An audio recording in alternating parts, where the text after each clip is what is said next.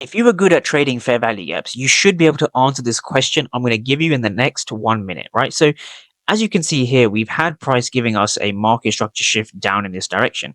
So I'm going to ask you now, if this is the entire fair value gap, why did the market not come here before heading lower?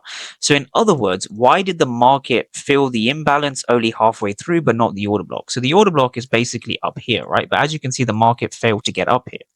Why did the market do that? Well, I'll give you the answer, right? What I like to do is I like to use the Fibonacci tool. So I'll literally draw out the fair value gap from the swing high of the fair value gap down to the swing low, right? So all the way down here. And what I want traders to understand is that when you have such a large fair value gap like this, the market only really needs to come above the 50% level. So we had this fair value gap being filled.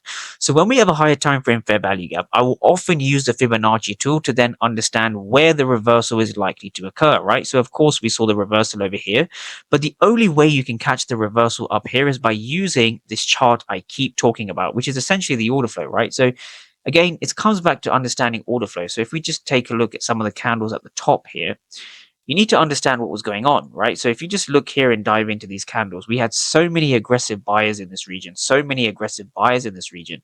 Again, we had so many aggressive buyers that eventually turned into aggressive sellers. So when you kind of bring this back into regular logic, right? Logic tells me as a trader that if we have so many buyers in this level, but the market fails to move up, the market failed to move up, it can only really move down. So whenever you see order flow and footprint charts, just remember that the volume is what will determine where the markets will move, not the fair value gap itself.